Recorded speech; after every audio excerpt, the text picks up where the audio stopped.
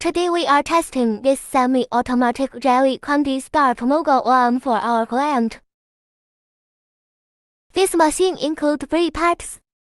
First, we use this starch placing equipment to place the powder into trays. Secondly, this shape molding unit press on the starch to get the shape mold.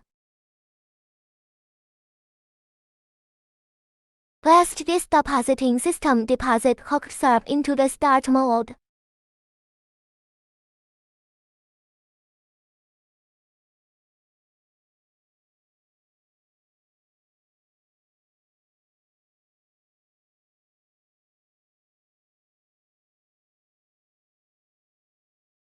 Then we can transfer the tray to a drying room.